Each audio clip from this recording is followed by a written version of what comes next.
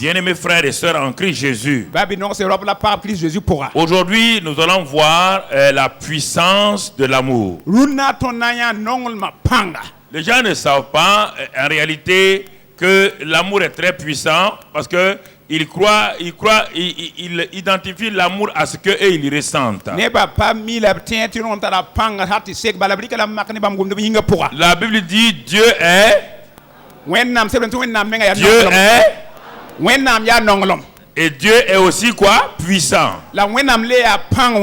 Dieu est puissant. Dieu est amour. Donc l'amour est quoi? Vous connaissez les équations, non? Dieu est puissant. Dieu est amour. Alors, l'élément commun c'est quoi? Dieu. Vous enlevez ça, vous mettez ça en hors facteur. Et en factorisation, vous avez maintenant puissant et amour. Dieu est puissant, Dieu est amour. Dieu est amour, Dieu est puissant. Il faut garder ces choses-là en soi, frères et sœurs. Parce que quand on parle, il ne faut pas demander l'amour. Quand Dieu est là, l'amour est là. Quand Dieu est là, la puissance est là.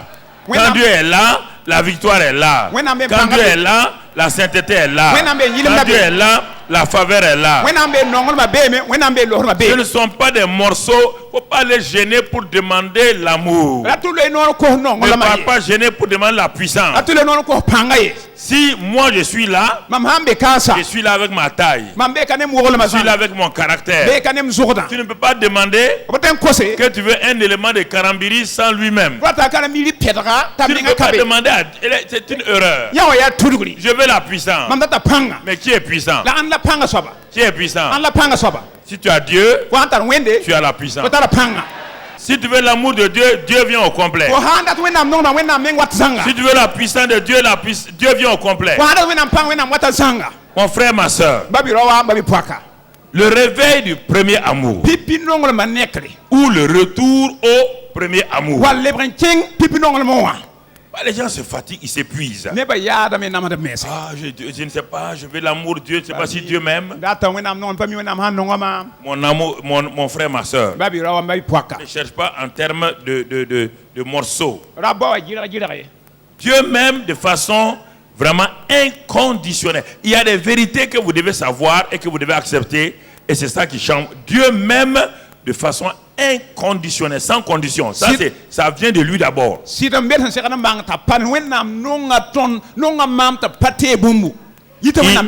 Il m'aime de façon inconditionnelle. Comment ça? Jésus a dit dans Jean 17, Jean 17 et au verset 23, la dernière partie du verset 23, il dit, tu les as aimés. La dernière phrase, tu les as aimés comme tu m'as aimé. Regardez ce que Jésus dit. Il dit de la même manière que le Père l'a aimé. Les jours que tu vas croire à ça, ta vie va changer. Vous raisonnez en termes d'actes. Dieu m'aime parce que j'ai fait du bien ou pas? Non. Dieu t'a aimé quand tu n'existais même pas.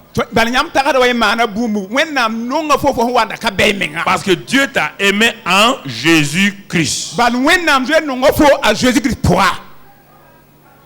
Il ne t'a pas aimé quand tu es né et tu as commencé à faire des choses. Non. Dieu t'a aimé en Jésus-Christ. C'est pourquoi Jésus te dit ici que tu m'as envoyé et tu m'as aimé comme tu les as aimés comme tu m'as aimé. Alors va t'asseoir et regarde comment le Père a aimé Jésus. De la même manière qu'il t'aime. Quand on parle de l'amour de Dieu, ne prenez pas ça et puis abaissez Dieu au niveau d'un homme. Le problème, c'est que quand on parle, vous voulez comparer Dieu à un homme. Si vous voulez comparer Dieu à un homme, vous verrez les mêmes défauts de l'homme en qui? en Dieu. Je vous ai dit que Dieu, les hommes vous aiment pour ce que vous faites, pour ce que vous donnez, pas pour ce que vous êtes. Dieu vous aime pour ce que vous êtes. Vous êtes sa créature. Et ça change votre vie, ça guérit votre vie totalement.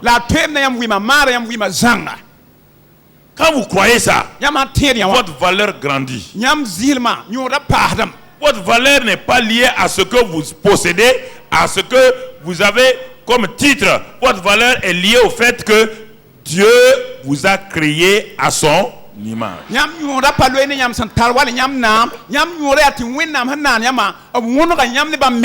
Et le deuxième verset, c'est Romains 5, verset 8. Là-bas encore, il dit Dieu prouve son amour envers nous en ce que lorsque nous étions encore pécheurs. Oui, il y a deux choses. Dieu t'a aimé avant que tu ne naisses.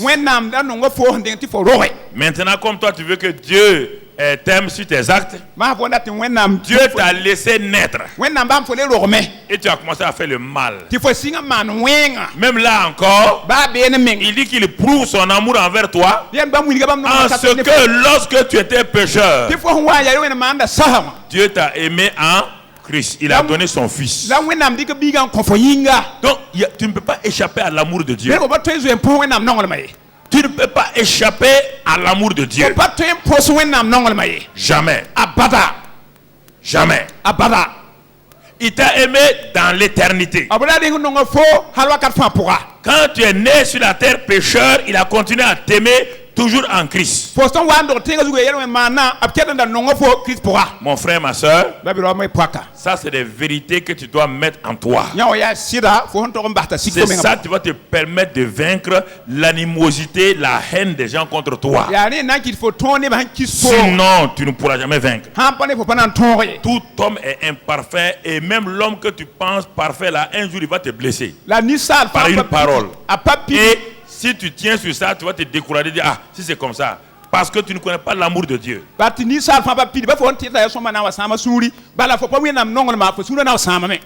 Quand tu as accepté l'amour de Dieu, l'amour de Dieu te couvre et te immunise contre la haine des hommes. Tu es immunisé. L'immunité du corps d'un homme, c'est quoi? C'est-à-dire que le microbe vient. On n'a pas dit que le microbe ne vient pas. Il vient. Il essaie de pénétrer dans les cellules. Mais il vient trouver que les anticorps là sont tellement forts. Les anticorps là vont commencer à faire quoi? À le phagocyter. À le prendre et puis le détruire. Le corps a été préparé pour ça. C'est ça l'immunité. Ça veut dire que la chose vient, mais elle ne peut pas te détruire, elle ne peut pas rentrer en toi et te détruire. C'est ça, frères et sœurs. On n'a pas dit que si tu as l'amour de Dieu, la haine ne viendra pas. La haine est un antigène qui tourne autour de tout le monde.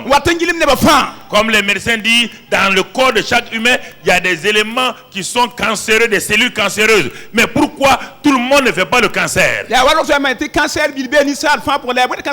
qu'il y a des corps qui sont tellement forts. Leur immunité est tellement forte. Leur système immunitaire est fort. Les anticorps sont forts. Chaque fois que la cellule cancéreuse veut se propager, les anticorps et donc phagocytent ça. C'est un combat permanent. C'est Dieu qui a mis dans le corps ce système-là. C'est la même chose avec l'amour. La haine, les amertumes sont les virus dangereux qui veulent t'empoisonner. Mais si l'anticorps de Dieu, l'amour, L'amour est là. Frères et sœurs, les antigènes sont phagocytés. Les antigènes sont phagocytés. Alléluia. Alléluia. Alléluia. Merci Seigneur. Merci Seigneur. Merci Seigneur. Gloire à Dieu. Il faut comprendre, c'est pourquoi l'amour est puissant. L'amour de Dieu est puissant. Ce n'est pas quelque chose de yo-yo, ce n'est pas les sentiments. Et important que tu comprennes cela. Maintenant, comme Dieu nous a aimés, il nous a aimés, qu'est-ce que Dieu attend en retour de moi? C'est ça que les gens ne comprennent pas. Qu'est-ce qu'il attend? Et ce que Dieu attend de moi, il va le faire lui-même. Qu'est-ce qu'il fait maintenant? Il répand son amour. L'amour qu'il avait là, il le répand dans mon cœur. Il a écouté maintenant. Dieu veut que je l'aime. Dieu est intelligent. Il sait que l'amour que lui il a, moi je ne l'ai pas. C'est ça. Qu'est-ce qu'il fait? Il m'amène d'abord à lui. Son amour m'attire à lui. Quand son amour m'a attiré, quand je l'ai accepté, sur place, le Saint-Esprit répand la nature divine en moi. Cette nature divine là, c'est l'amour. C'est ça. On ne parle pas d'un liquide. Quand on dit répand, faut arrêter de croire au verbe répand un liquide. Non. Répand là ici, c'est-à-dire transfère la nature d'amour de Dieu en toi. Et en ce moment-là, mon frère, ma soeur, toi aussi tu peux aimer Dieu. Parce que l'amour que Dieu a utilisé pour t'aimer, il te donne le même amour. Pour que tu l'aimes. Maintenant, vous êtes à égalité. Écoute-moi, vous êtes à égalité. Dieu est amour. Il t'a donné une nature d'amour. Dieu ne te fait jamais du mal. Jamais. Et il attend que tu ne lui fasses jamais du mal. Tu entends? Pourquoi?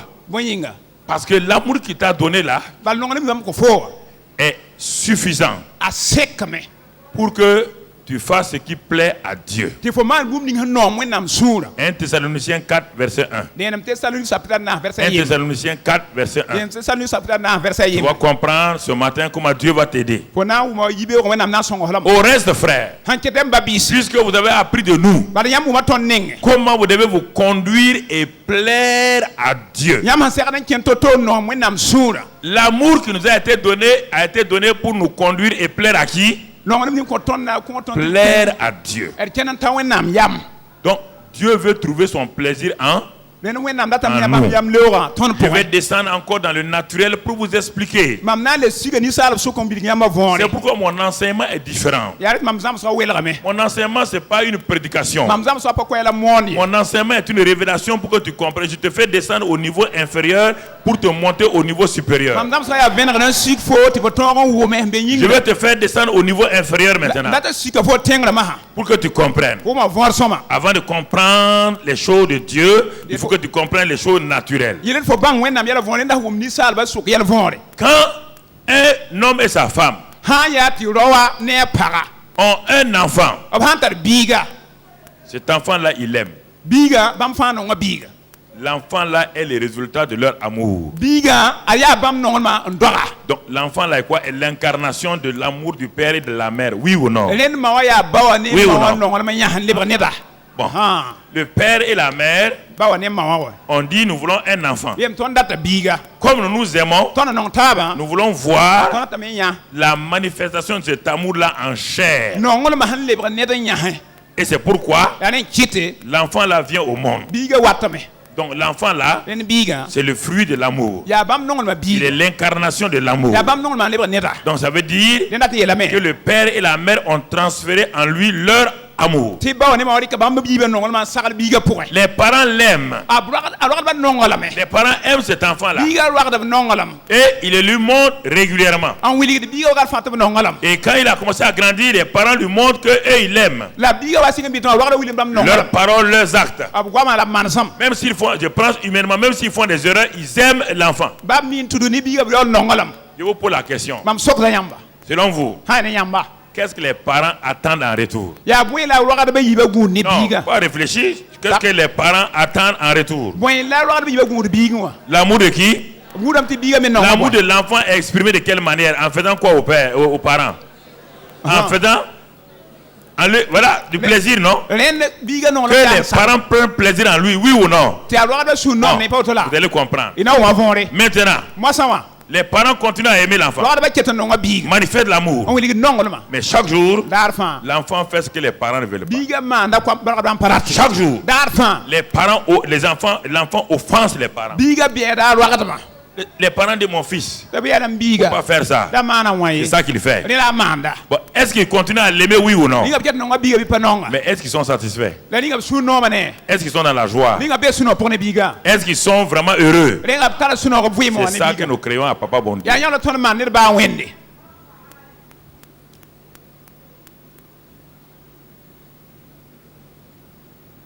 Ah oui? Reviens sur 1 Thessaloniciens 4:1. Regarde ce que la Bible nous dit. Il dit, vous avez appris de nous comment vous devez vous conduire et plaire à Dieu. Comment vous devez vous conduire de telle manière à plaire à qui? À Dieu. Et que c'est là ce que vous faites. Donc même Paul est content, oui ou non? Paul est content. C'est là ce que vous faites.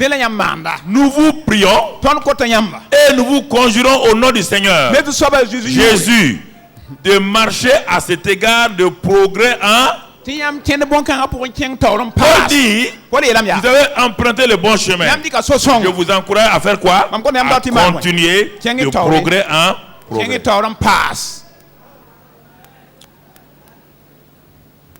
Ah, Dieu nous aime, Dieu nous aime. Mais chaque jour, tu brises son cœur. Réfléchis toi-même.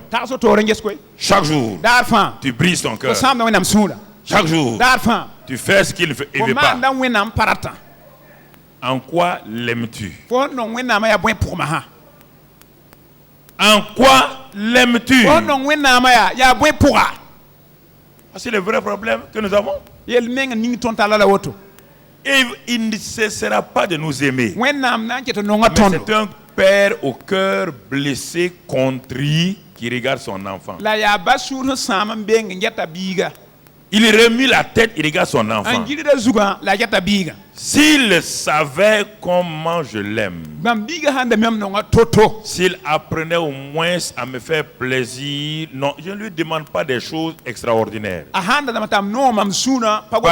qu'il fait là, ça va le détruire.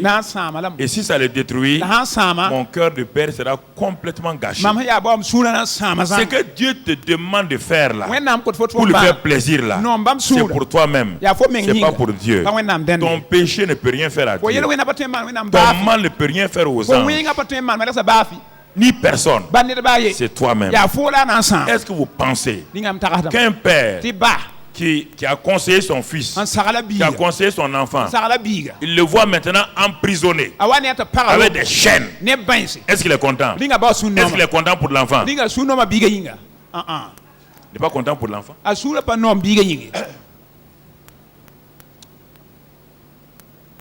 Il n'est pas content pour l'enfant. C'est ça. Frères et sœurs, c'est ça que nous devons comprendre. Chaque jour, Dieu nous montre. Il y a dans la Bible deux rois qui ont passé leur temps à irriter Dieu à tel point que Dieu a dit, bon, ok, bon, comme vous ne voulez pas mon amour, vous rejetez mon amour. Donc Dieu leur a arraché la royauté c'est Akab et Saül. Dieu dans son amour les a appelés. Un chercheur d'ânesses. Il cherchait des ânesses. Dieu avait une destinée pour cet homme-là. Dieu avait une destinée extraordinaire pour cet homme. Dieu envoie un prophète de loin. Un enfant qui est sorti de sa maison pour chercher les années de son père. Parce que son père avait perdu ses années et encore c'est à cause de Saül même que les années ont été perdues. Dieu regarde la terre. Son peuple veut un roi. Dieu dit bon, voici cet homme-là. Moi je l'aime. Je vais l'établir comme roi sur mon peuple. Et il réveille un prophète, Samuel. Lui donne la révélation. Les deux ne se connaissent pas. Et il s'en va. Il rencontre Saül. Il l'établit roi. Et il lui dit, quand tu vas tourner le dos, Dieu va te donner un cœur nouveau. Et voici l'onction de Dieu va venir sur toi. Dieu t'a élevé. Un homme qui était un gardien d'ânesse, même pas un berger de moutons. Dieu l'élève, le catapulte au haut sommet de la hiérarchie de la nation. Sans aucun mérite. Il n'a rien fait. Il n'a pas été élu. Il a été choisi souverainement par l'amour de Dieu. Et Dieu lui dit maintenant, dirige mon peuple. Cet homme, dès qu'il est monté sur le trône, tout ce que Dieu dit, il fait le contraire. Tout ce que Dieu dit, il fait le contraire. Dieu lui pardonne, il fait le contraire. Dieu lui pardonne, il fait le contraire. Alors Dieu a dit au prophète, c'est bon. Je croyais qu'il avait compris. Je l'aime, mais je ne peux pas le garder, il ne peut pas travailler pour moi. Parce que tant qu'il ne fera pas ce que je veux, mon peuple ne sera pas béni. Mon peuple ne sera pas heureux. Et tu comprends ça? Tu as été créé pour ça. Dans ta famille, dans ta maison. Tant que tu ne feras pas ce que Dieu veut, ta famille sera heureuse. C'est ça que vous ne comprenez pas. Vous rendez malheureux vos familles. Vous rendez malheureux vos maris. Vous rendez malheureux vos femmes. Vous rendez malheureux vos parents. Parce que chaque enfant a un but sur la terre. Chaque femme a un but sur la terre. Chaque homme a un but sur la terre. Chacun d'entre nous doit savoir ce qu'il est créé pour faire. Si tu es une femme, Dieu dit soumission. Si tu es un homme, Dieu dit aime ta femme. Si tu es un enfant, Dieu dit soumets à tes parents. Il dit tu auras longue vie et tu seras une femme heureuse. Mais chaque fois, ce que Dieu nous dit de faire, nous ne faisons pas. Nous détruisons nos familles. Et après on dit c'est Dieu. C'est pas Satan. Est-ce que c'est Satan qui a détruit le règne de Saül? C'est Satan qui a détruit son règne? Qui a détruit son règne? Qui? Lui-même. Ne détruis pas ta vie. Même si tu viens à l'église, c'est Dieu qui a oint. Ne détruis pas ta vie, c'est pas la faute de Dieu. Ne détruis pas ton foyer. Ne détruis pas ton travail. Ne détruis pas ton ministère. Ne détruis pas. S'il te plaît. Ne détruis pas. Désobéir à Dieu, ça te donne quoi? Quel est le bénéfice de désobéir à Dieu? Ça te donne quoi? La chair, là, ça te donne quoi? Un plaisir de 5 minutes? Ça te donne quoi? Ça te donne rien que la tristesse, ça te donne que la souffrance.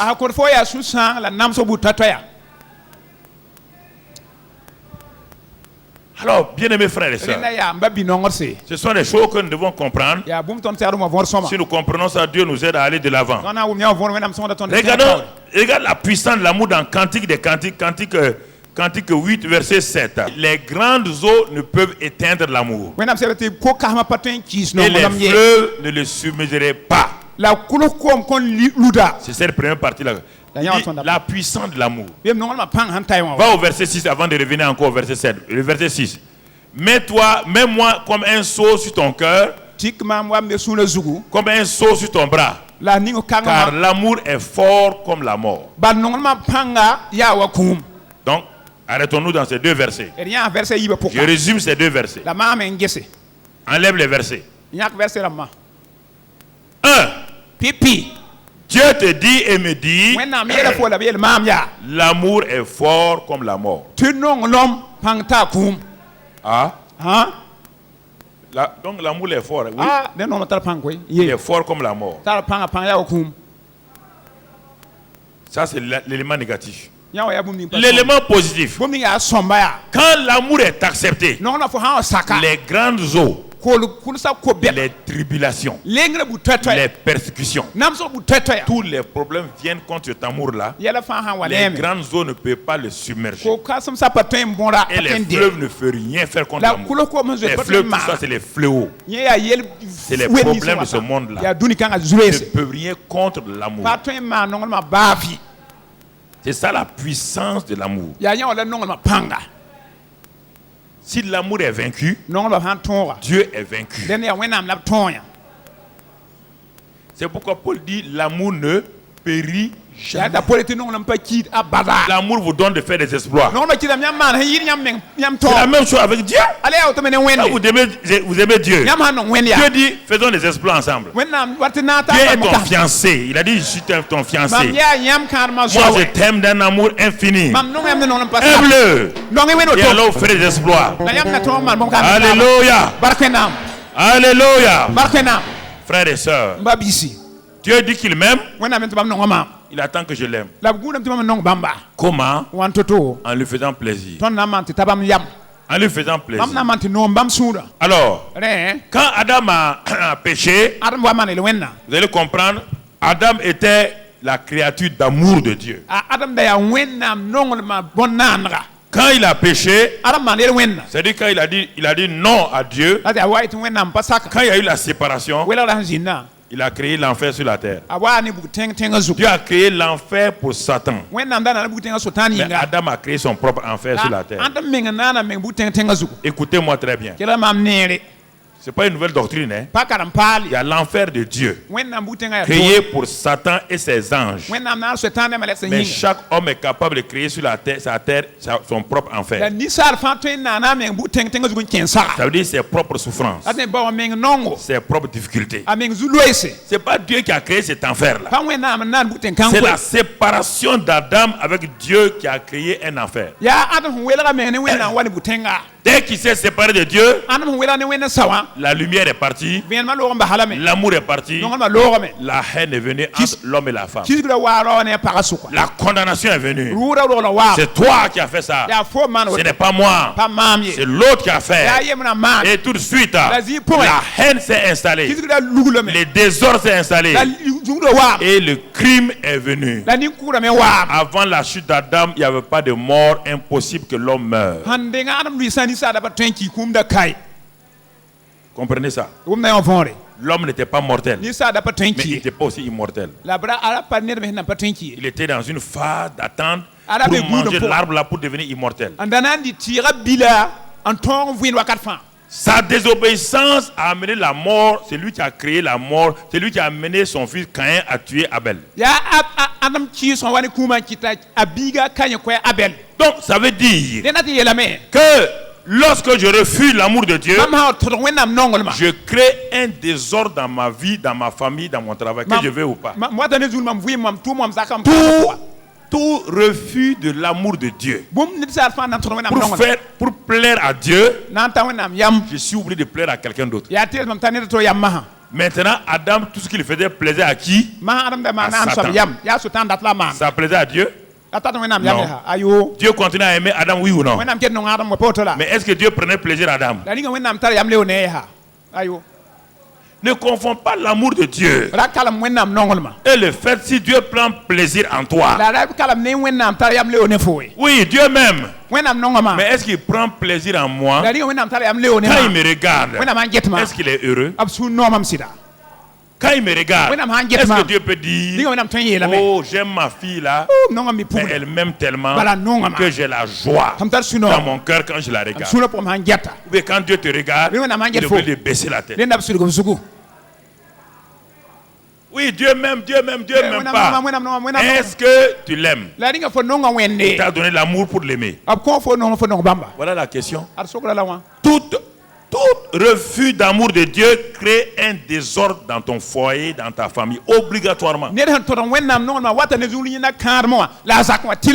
Il n'y aura jamais de violence dans un foyer là où il y a l'amour. Là où il n'y a pas l'amour, il y aura la violence obligatoire. Que vous voulez, il y aura la violence.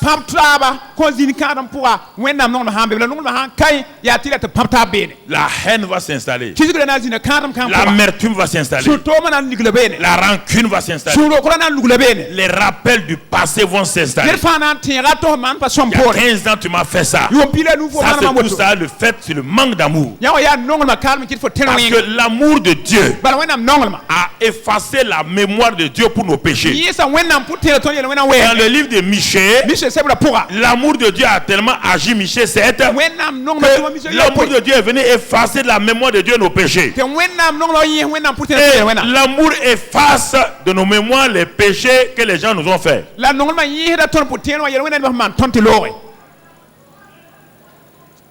L'amour ne dit pas à son mari en 1945 tu as fait ça, tu t'es habillé avec tu portais tel habit. Non.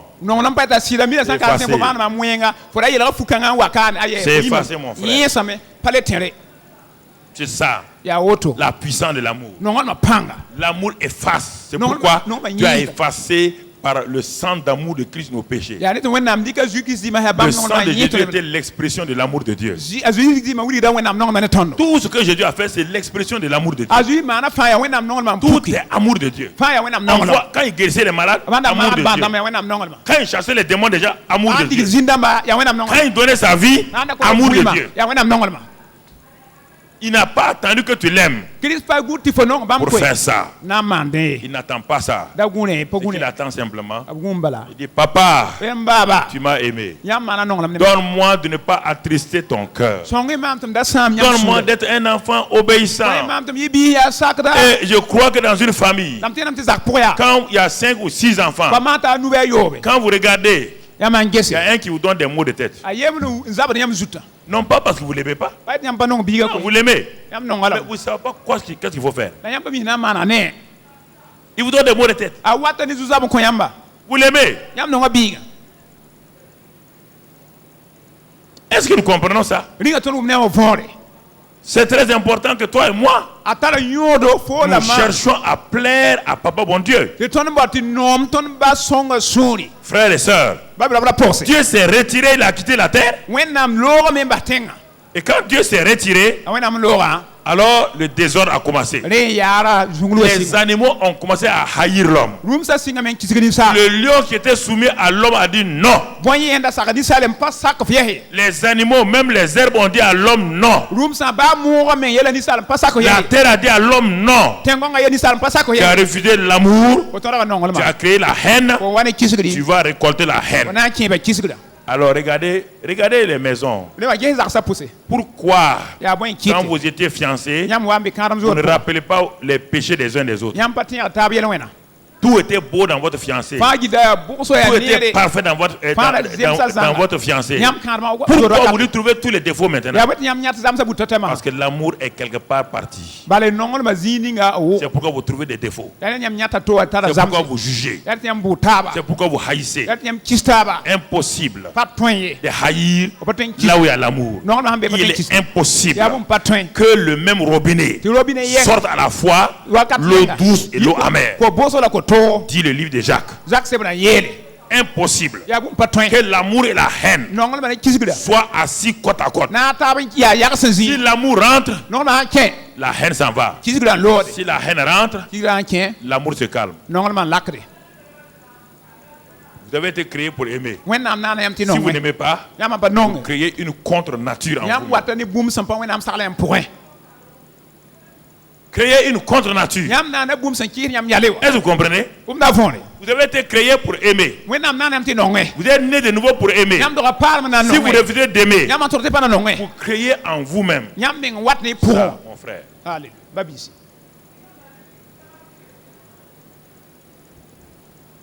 C'est comme sur le plan naturel. Le corps de l'homme est composé de moins 70-75% d'eau. Mais si vous n'entretenez pas ce niveau d'eau là, si ça baisse, vous avez des problèmes. La déshydratation crée toutes sortes de problèmes. Et ça tue les gens à la fin. Tu comprends? Ce sont des choses importantes. L'eau et l'oxygène. Parce que l'eau va transporter l'oxygène dans tes cellules. Et chaque organe de ton corps a besoin. Le cerveau en premier lieu. S'il lui manque l'oxygène, 3-4 minutes, c'est fini pour toi. C'est la même chose sur le plan spirituel. S'il manque l'amour, tu as créé un problème dans ta vie. Un problème dans ta vie. Ton corps est attaqué. Dieu a fait les choses naturelles et spirituelles liées, étroitement liées. Malheureusement, si les docteurs savaient ces deux choses-là, ils allaient sauver beaucoup de gens. Ils allaient sauver beaucoup de gens.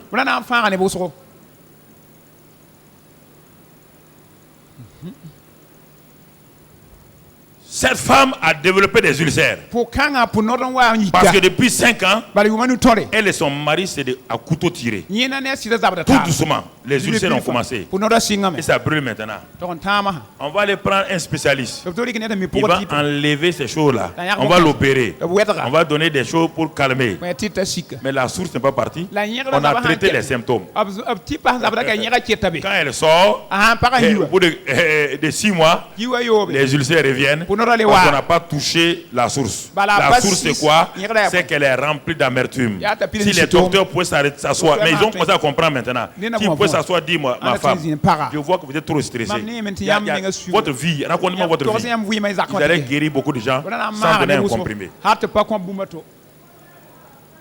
Sans donner un comprimé. Dieu dit, par exemple, les chrétiens qui veulent jeûner. Je vais venir ça. Quand on va commander l'école de guérison, tu vas comprendre beaucoup de choses. Ils veulent jeûner. Dieu dit dans Ésaïe 58 que le vrai jeûne. Pourquoi Dieu dit le vrai jeûne? Donc, ça veut dire qu'il y a un faux jeûne. Le vrai jeûne, c'est quoi? Le jour où tu jeûnes là, détache les liens de la méchanceté. Détache les liens de la.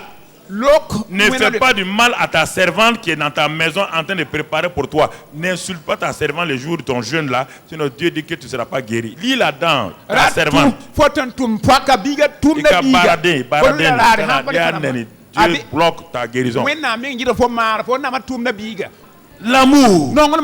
L'amour, le jeûne d'amour. Ce jour-là, tu fais tout pour libérer les gens.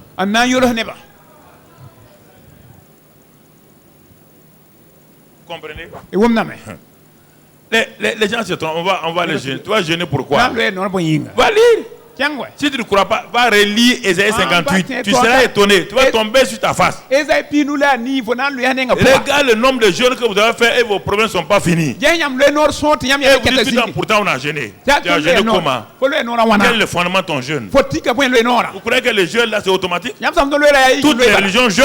Les sorciers jeûnent, oui ou non? Pour faire du mal, ils jeûnent, oui ou non? Si le jeûne, c'était la solution. Le boxeur jeûne. La fille qui veut être Miss Monde jeûne. La personne qui veut maigrir jeûne. Oui ou non? Alors, à ce moment-là, si le jeûne était la solution, le monde aurait été changé il y a longtemps. On dit un vrai jeûne. Le vrai jeûne a une base d'amour. Si tout jeûne n'a pas de base d'amour, tu peux jeûner, aller mourir. Dieu, ça ne le regarde pas.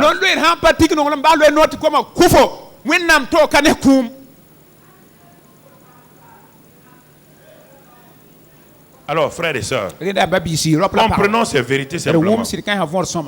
C'est pourquoi Si tu ne pratiques pas l'amour. Et regardez avec étonnement un homme que Dieu a aimé, il s'appelle David. Dieu dit c'est un homme selon mon. Et il fera toutes mes volontés. Un homme selon mon cœur, il fera toutes mes volontés. Mais quand Dieu te parle comme ça, il y a toujours les principes et les lois spirituelles de Dieu sur lesquels il faut regarder. Dire que Dieu, tu es l'homme selon le cœur de Dieu, ne dit pas que tu es affranchi d'obéir à la parole de Dieu. Oui ou non? Dire que Dieu nous a tant aimés, ça ne veut pas dire que tu peux faire n'importe quoi.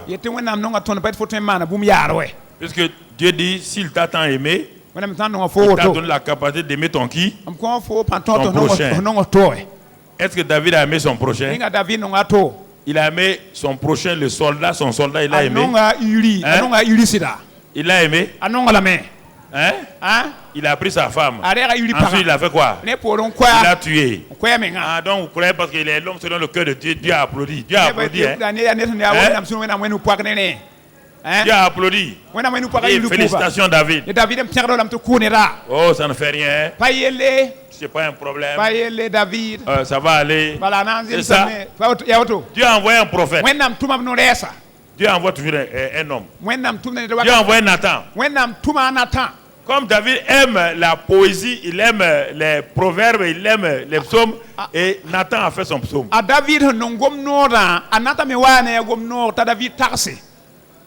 Quand il a conclu, David était fâché. Où est l'homme qui a fait cela? On va couper la tête. Nathan dit c'est toi. Il dit hein? C'est qui? C'est toi. Il dit qu'est-ce que tu as fait? Tu as combien de femmes? Dans le royaume, il y a combien? Il y en a combien? Des milliers. Si tu voulais une femme, il veut te donner. Mais lui, Uri, ton soldat veut combien de femmes? Il dit réfléchis toi-même. Même si je t'aime comment? Réfléchis toi-même. Tu as enfreint à ma loi spirituelle. Tu dois aimer ton prochain comme toi-même. Tu n'as pas fait ça. À partir d'aujourd'hui, toi-même tu ne mourras pas.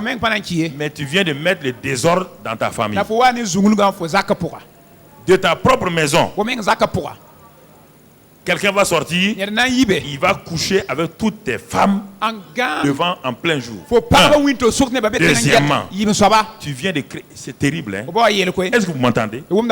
C'est arrivé. L'enfant, le garçon de David a couché avec sa soeur. Un autre a tué son frère.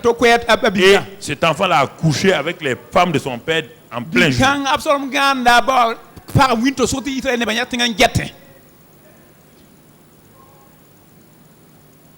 Si tu refuses, tu dis mais Dieu m'aime. Je peux vivre comme tu veux. Tu viens de mettre ton doigt dans l'œil jusqu'au coude.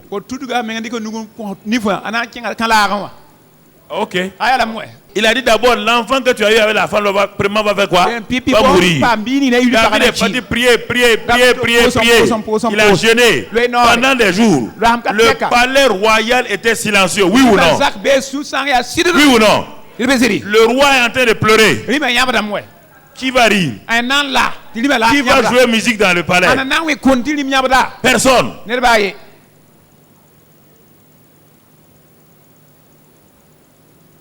Ce que je vous dis là, prenez au sérieux. Ne vous laissez pas flatter par les gens. Les gens ont peur de vous. Ils vont vous tromper. Moi, je n'ai pas peur de vous. Je n'ai pas peur de vous aucunement. Je ne vais pas vous tromper. Et ensuite, parce que je vous aime, je ne vous tromperai pas.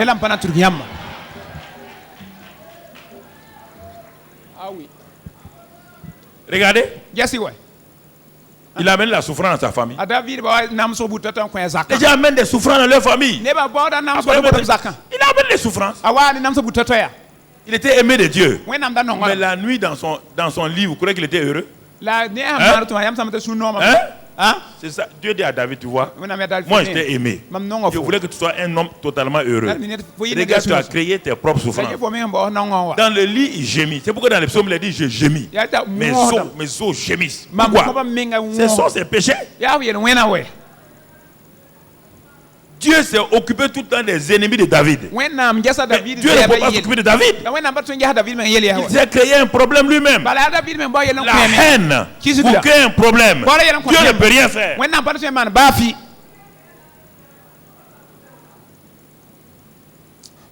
Ok. Que le Seigneur nous aide. Pour revenir sur terre, Dieu est obligé de... Parce que Adam a chassé l'amour de la terre. En se séparant de Dieu, il a chassé. Dieu est lumière, il est amour, il a chassé. Pour revenir sur terre, il faut que Dieu trouve des moyens pour revenir. Pour revenir sur terre. Frères et sœurs, c'est pourquoi il est important que nous comprenions ces choses-là. Nous allons lire un passage dans Cantique 2, verset 4. Bon, on peut le citer. Il est dit, sa bannière qu'il déploie sur nous, c'est l'amour. Donc, Dieu déploie sur toi et moi une bannière qu'on appelle la bannière d'amour.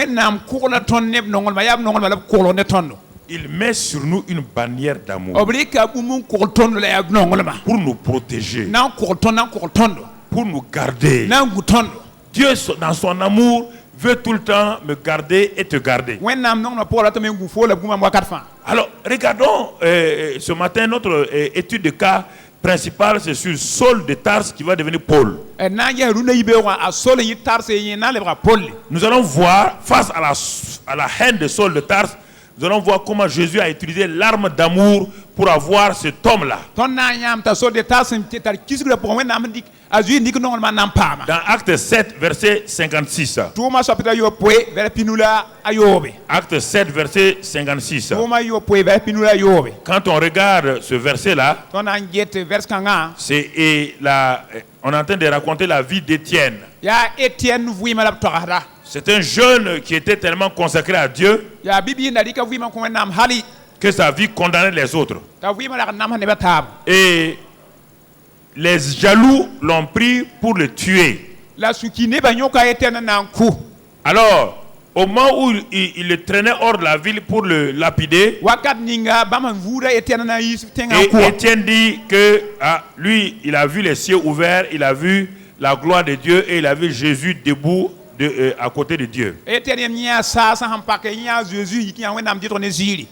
a irrité encore les chefs religieux. Ils le traînèrent hors de la ville pour le lapider. Et au moment où il le lapidait, la Bible dit ceci. Et au moment où il le lapidait, et au verset 58, il le traînait hors de la ville et le lapidèrent. Les témoins déposèrent leurs vêtements aux pieds d'un jeune homme nommé Saul. Saül. Voici pour la première fois un homme qui apparaît dans la Bible. Et on va voir, c'est un homme dangereux, mais en même temps un homme d'une grande destinée. Dieu est très fort. La première fois qu'on entend parler de lui, c'est ici. Il apparaît dans une situation très très difficile. Il apparaît dans une situation de crime. On est en train de lapider Étienne, le bon chrétien. Et en ce temps, il y avait un jeune homme qui était arrêté, un jeune homme religieux, intégriste, qui s'appelle Saul de Tarse. Et comme tout le monde connaît son intégrisme religieux, ceux qui vont tuer Étienne là ont enlevé leurs habits, sont allés mettre au pied du docteur Saul de Tarse. Et il a approuvé cela. C'était un chef religieux. Terrible. Il a dit posez vos habits. Même Dieu sait que c'est moi ici. Ils ont tué donc le jeune homme. Et la Bible dit, regardons le chapitre 8 maintenant, verset 1. Et Saul avait approuvé le meurtre d'Étienne. Il a approuvé. Il a approuvé. Il a approuvé.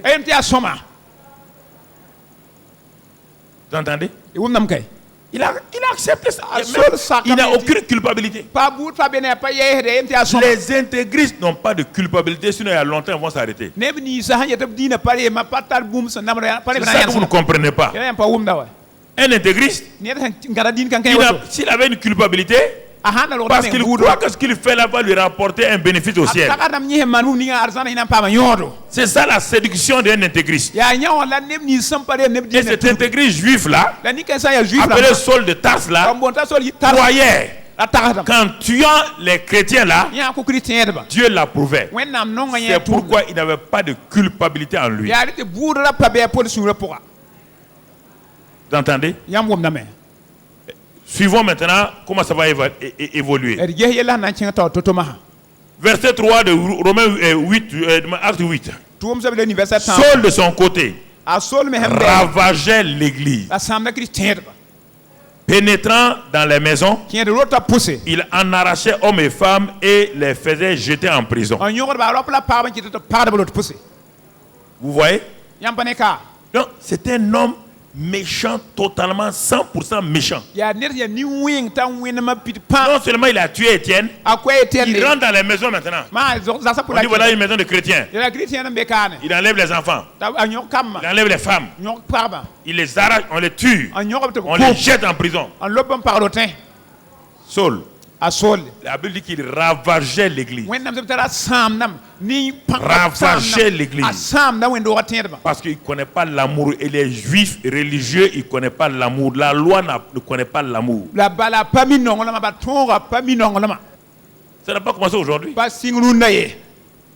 Alors, acte 9 maintenant. Verset 1 encore.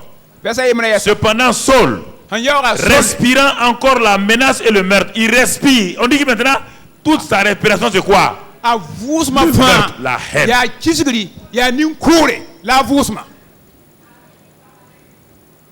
C'est pas acte maintenant, hein? Ce ne sont pas ces actes, hein? Son être entier, son âme, sa respiration même, c'est le meurtre. Il fait c'est mort. Il respire. Maintenant, il est en train de développer l'onction d'expansion. Il a reçu une onction. Il quitte maintenant, il veut aller où? En Syrie. Ça, c'est l'onction d'expansion. De quoi? Le meurtre, la haine. Si le négatif marche, le positif aussi marche. Non?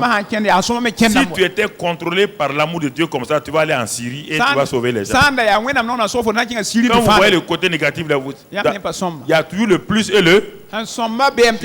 Tu verras la lumière. Tu n'auras jamais de lumière. Une pile ne fonctionne pas s'il n'y a pas de plus et de moins. Si tu vois le moins, tu dois passer au plus. Si on dit qu'un homme, il respire le meurtre, il n'a pas peur, il est en train d'évangéliser maintenant. Il est en train d'aller faire une croisade de destruction massive. Croisade de miracles et de destruction massive. Il part. Et on lui donne même des garde-corps pour aller. Alors, et toi,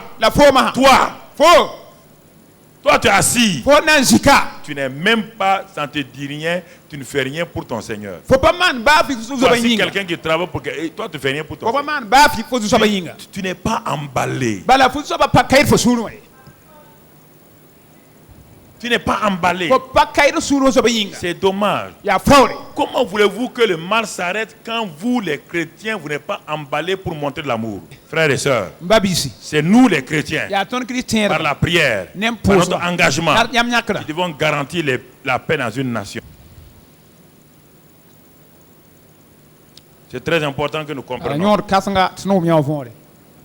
Dieu nous parle de la puissance de l'amour. Ce que je te donne ce matin, ne crois pas, ne cherche pas un message de chair. C'est pas la chair où je vais courir. Non, c'est pas ça. Taper dans tes mains, reçois. Non, c'est pas ça. Ce que je suis en train de faire là, je suis en train d'ensemencer une parole de vie en toi. Une parole de vie en toi, mon ami. Regarde. Acte 8. Acte 8, on a déjà vu tout cela. Acte 9, on a vu tout cela. Maintenant, comme verset 3, comme Saul était en chemin et qu'il approchait de Damas, tout à coup une lumière venant du ciel resplendit autour de lui. Regardez deux situations. Saul était un instrument des ténèbres. Il respirait les ténèbres, c'est ça. Il était enveloppé de ténèbres, oui ou non? Et de meurtre, de haine. Et il était sur le chemin de Damas. Le chemin de Damas là, c'est le chemin de la haine de Paul.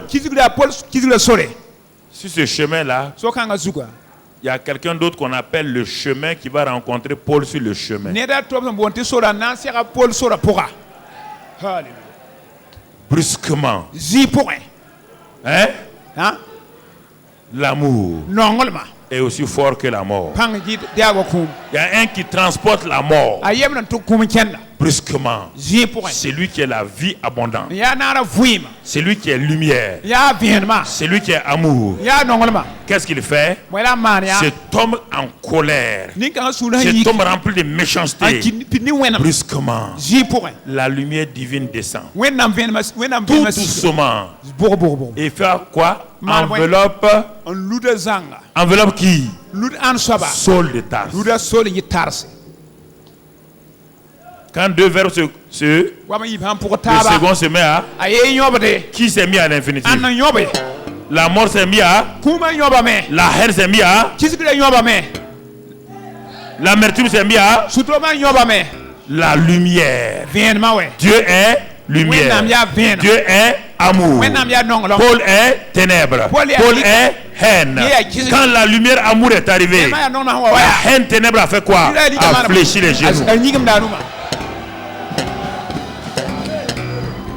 Que toute haine ténèbres plie les genoux dans votre vie. Que dans ce mois du réveil du premier amour, que toute forme de ténèbres, de haine, d'amertume, de rancune soit détruite au nom de Christ Jésus. Que la lumière divine rentre dans ton âme ce matin au nom de Christ Jésus. Que ton âme soit restaurée. Que tout ce qui dans ton âme empêche la lumière soit détruit maintenant.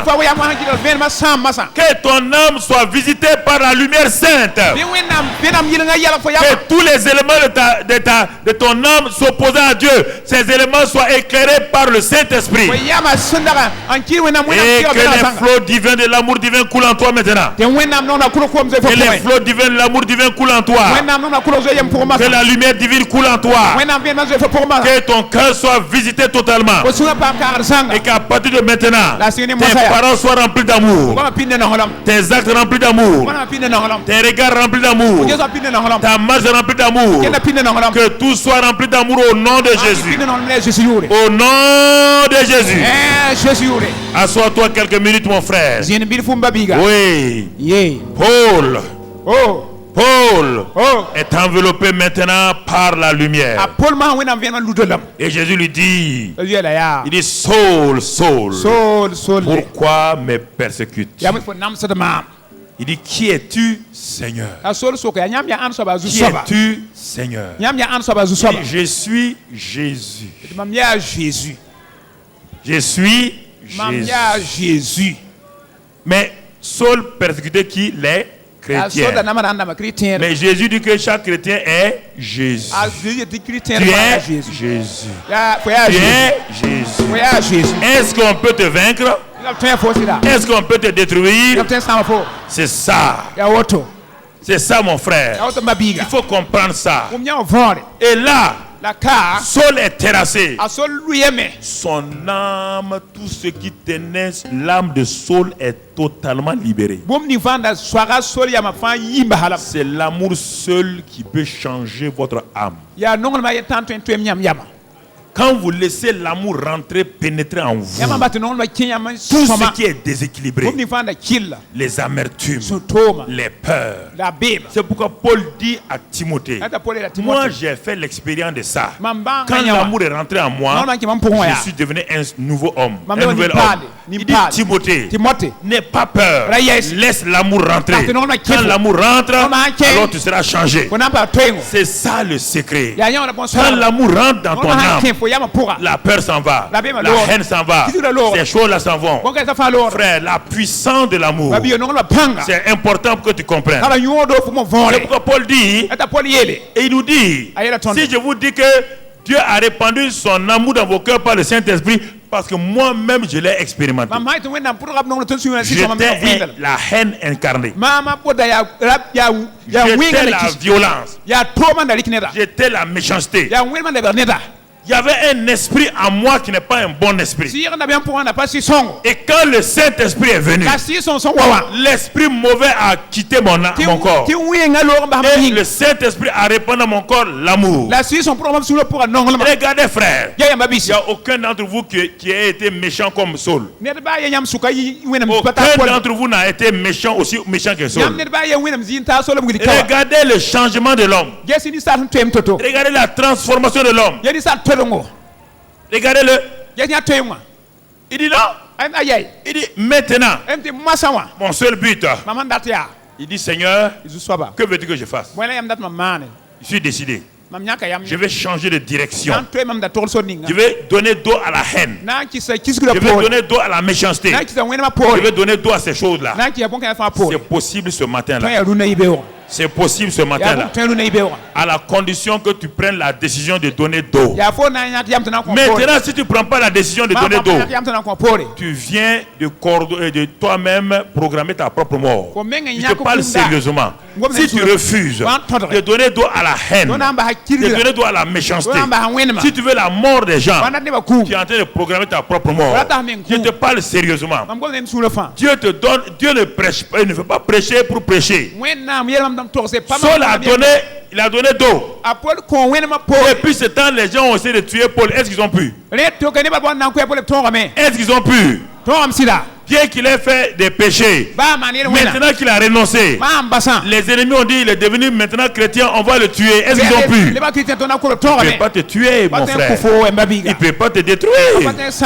C'est pourquoi tu n'as pas besoin d'aller jeûner et prier. Laisse la vie divine couler en toi. Laisse la lumière divine couler en toi. Laisse l'amour divin couler en toi. Laisse la gloire de Dieu couler en toi. Sois rempli d'amour simplement, mon frère.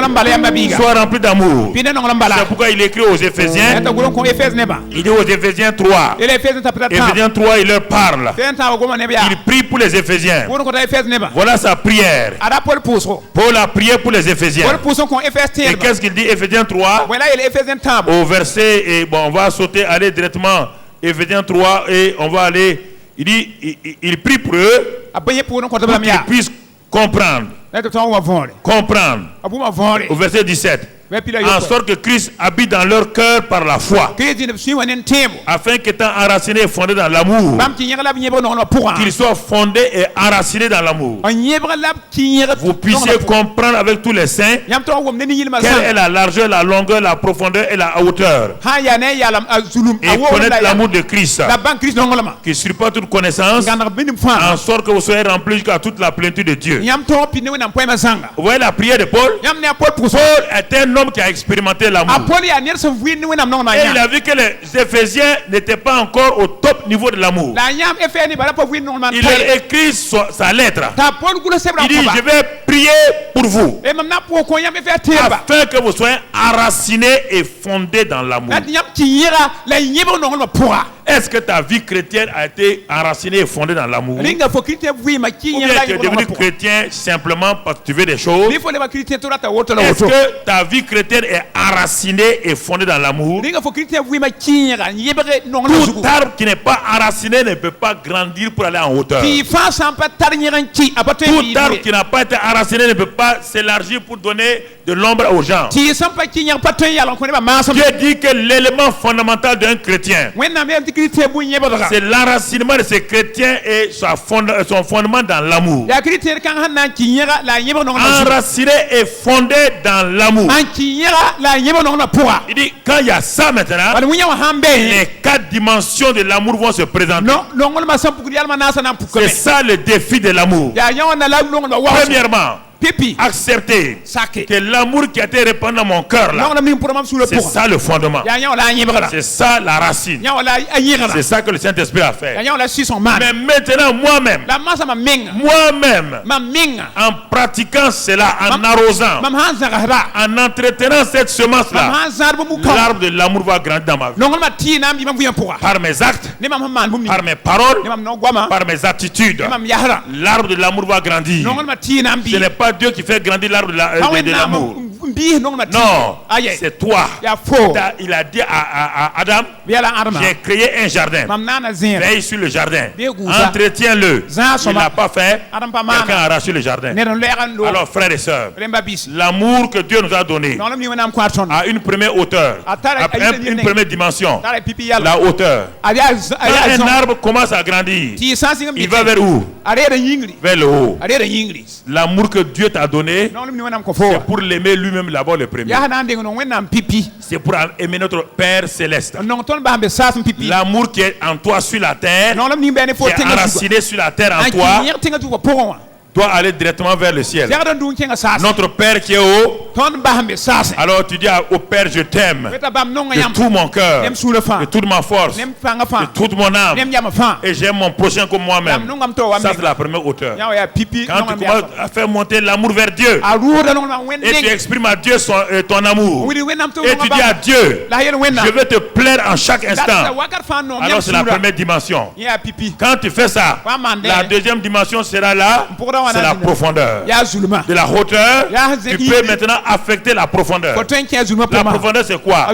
C'est les hommes qui sont tombés dans le péché, les hommes dans la méchanceté. Tu ne peux pas, mon frère, ma soeur, aller et aimer les gens si tu n'as pas d'abord appris à aimer Dieu.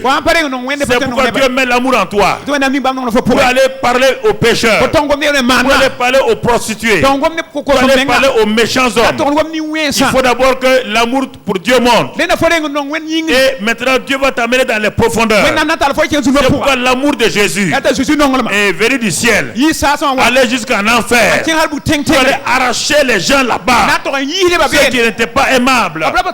Cet amour-là est pour nous ce matin, pour que nous puissions aller voir les gens qui ne sont pas aimables, les gens méchants, les gens qui sont condamnés, que tu puisses les aimer. Ça c'est la deuxième dimension. La hauteur va te permettre de voir la profondeur.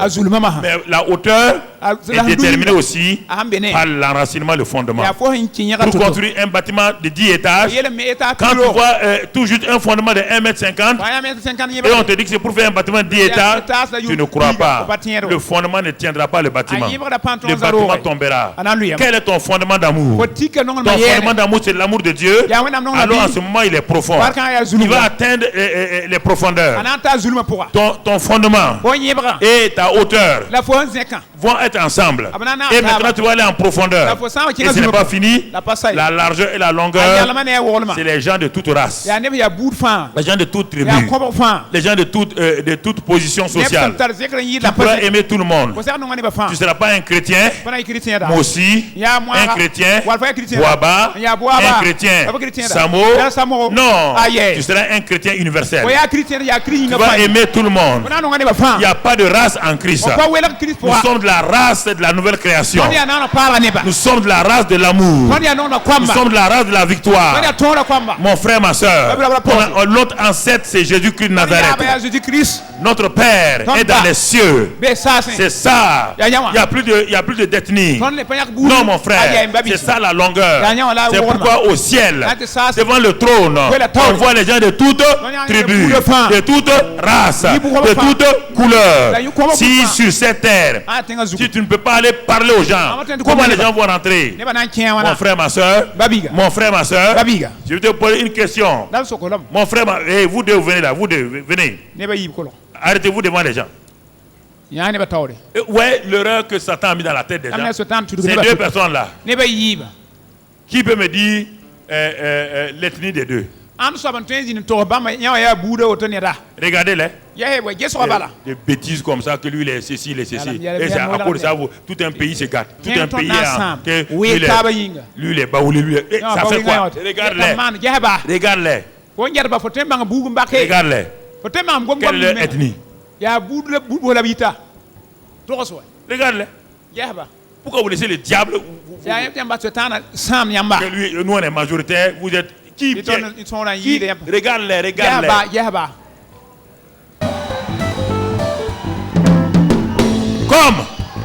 Comme tu n'es pas en les regardant, tu n'es pas arrivé à découvrir leur ethnie. C'est pas moi qui vais te dire leur ethnie.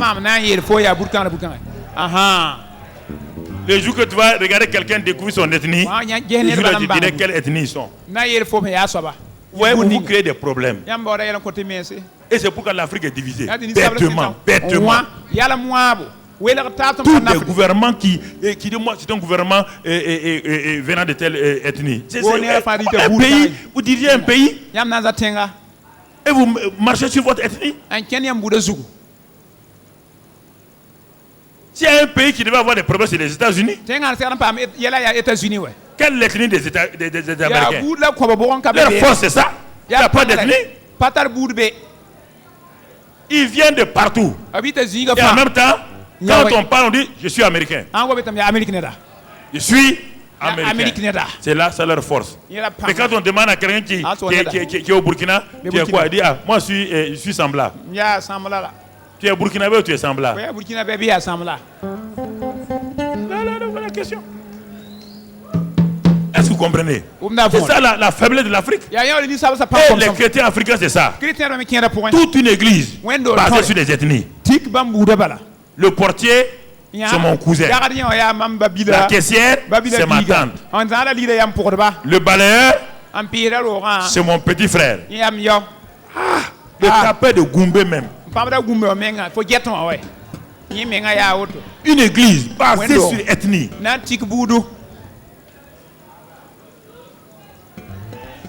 C'est ça. C'est terrible.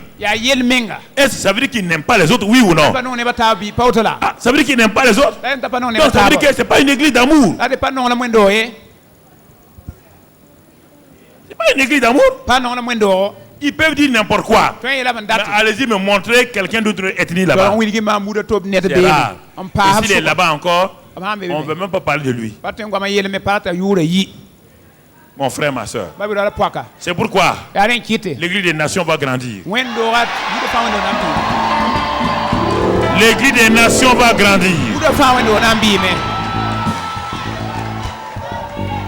Amen. Amen. Quand Paul a compris, il a dit en Christ, il n'y a plus juif ni grec. Il n'y a plus de femme ni d'homme. Il n'y a plus de riche ni de pauvre. Nous sommes devenus un. Qu'est-ce qui s'est passé? Qu'est-ce qui s'est passé en Paul? C'est l'amour. L'amour. L'amour. L'amour. L'amour est puissant. L'amour n'a pas de barrière. L'amour renverse les murs. Si une nation a l'amour, cette nation a la paix. Ce ne sont pas les armes qui font l'unité d'une nation. C'est l'amour qui fait l'unité d'une nation. L'amour. Les gens se reconnaissent. Les gens se respectent. Chaque nationalité respecte l'autre. Et la nation est dans la paix. Ce n'est pas les politiciens qui peuvent amener la paix. La politique ne peut pas amener la paix dans un pays. C'est l'amour. L'amour. L'amour. L'amour. La religion n'amène pas la paix dans un pays. Jamais. L'amour de Christ. L'amour de Christ. L'amour de Christ. L'amour de Dieu. C'est ça qui a vaincu Paul. Ça a vaincu Paul. Paul a dit, à cause de ça, si tu découvres ça, tu vas découvrir que l'amour est excellent. L'amour ne paye jamais. L'amour est la plus grande chose. On va le voir encore mardi et mercredi. On va continuer ça mardi. Ce mois-là, c'est le mois de ta transformation. Ce mois, c'est le mois où Dieu va faire des miracles dans ta vie. Ce mois-là, c'est le mois de ta vraiment où la visitation divine sera pour toi. Sans prière, toutes tes maladies sont guéries. L'amour guérit toutes les maladies. Si tu acceptes l'amour, si tu aimes ton frère, tu aimes ta soeur, tu vas te réconcilier avec tes frères et tes soeurs. Je te dis que c'est ce mois-là. Si tu fais la réconciliation, ce que tu attendais depuis des années va s'accomplir au nom de Jésus. Si tu pratiques l'amour, ce mois même tu seras enceinte au nom de Jésus. Si tu pratiques l'amour, ce mois-là, le travail là, tu vas entrer là-dedans au nom de Jésus. Si tu pratiques l'amour, dans ce mois-là, je te dis, mon frère, ma soeur, ta fiancée se présentera devant toi. Ma fille, si tu dis, Seigneur, je suis disciple de l'amour, en disant je suis disciple de l'amour, tu vas attirer 5 hommes et tu vas choisir le meilleur d'entre eux comme ton mari. Alléluia. Amen. L'amour va ouvrir toutes les portes pour toi au nom de Jésus. Toutes les portes fermées devant toi sont ouvertes par l'amour au nom de Jésus.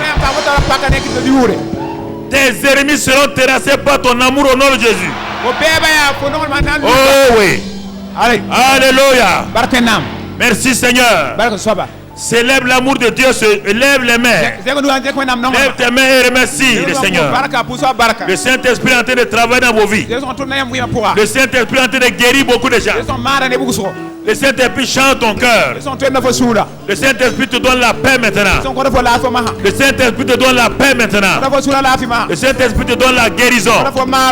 Le Saint-Esprit te donne la victoire. Le Saint-Esprit te donne la solution. Ce matin, le Saint-Esprit est en train d'agir en toi. Ta maladie est guérie maintenant. Parce que tu as décidé d'aimer. Tes ulcères sont partis. Ton asthme est parti. Tu as décidé d'aimer. L'asthme vient de tout cela. Ce matin-là, proclame la victoire. Je vis dans l'amour. Je refuse la haine. Je refuse la rancune. Je refuse l'amertume. Je vis dans l'amour. Je vis dans l'amour. Je vis dans l'amour. Je vis dans l'amour. Je vis dans l'amour. Je vis dans l'amour. Et il est dit que celui qui aime est plus que vainqueur. Il est plus que vainqueur. Parle en langue. Parle en langue. Proclame, provoque ton miracle. Provoque ton miracle ce matin.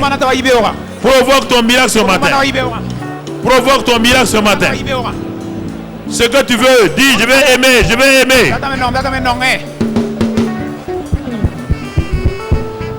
Ce que tu veux, proclame-le. Proclame-le. C'est ce que tu auras. Faut pas vouloir la mort des ennemis. Faut pas vouloir la mort de tes ennemis. Proclame le bien de tes ennemis. Proclame que tu vas aimer. Je t'assure, tout ce que tu veux, tu l'auras. Je t'assure, tout ce que tu veux, tu l'auras. Tout ce que tu veux, tu l'auras. Tout ce que tu veux, tu l'auras. Tout ce que tu veux, tu l'auras. Proclame l'amour, proclame l'amour, proclame l'amour. Proclame l'amour, proclame l'amour, proclame l'amour. Tout ce que tu veux, tu l'auras. L'amour te donne tout ce que tu veux. L'amour te donne. Décide d'aimer. D'aimer Dieu, d'aimer ton prochain. Et tout ce que tu veux, tu l'auras. Tout ce que tu veux, tu l'auras. Tout ce que tu veux, tu l'auras. Le Seigneur te dit ce matin, tout ce que tu veux, tu l'auras. Merci Seigneur. Sois béni Seigneur. Sois loué Seigneur pour ta grâce et ta fidélité. Restons tranquilles. Ne parle plus. Toi qui as la télévision et Internet dans le monde entier, et qui nous regarde ce matin, et toi qui es ici parmi nous ou en ville, des multitudes d'hommes dans le monde entier sont connectés avec nous maintenant. Soit la télévision, soit par Internet. Les multitudes sont actuellement en Russie, au Japon, en Chine, Taïwan, Chine continentale et tout. Maintenant, vous voulez connaître cet amour-là? Dieu vous en donne l'occasion ce matin. Et si vous êtes parmi nous, Dieu vous donne l'occasion. Dieu a tant aimé le monde qu'il a donné son Fils unique afin que quiconque croit en lui ne périsse point. Il est la vie éternelle, l'amour divin. Alors si vous êtes parmi nous, vous ne connaissez pas ce Jésus-là.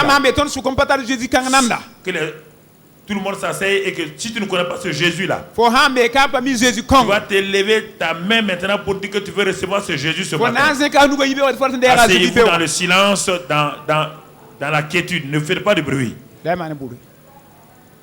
Tu te lèves ta main là où tu es. Que tu sois ici, à l'extérieur ou dans ta maison maintenant. Partout où tu es. Tu lèves ta main droite et tu mets ta main gauche sur ton cœur. Tu mets ta main droite sur ta poitrine. Ta main gauche sur ta poitrine. Tu lèves ta main droite. Et tu pries avec moi cette prière. Dis avec moi, Seigneur Jésus. Toi, l'amour divin incarné,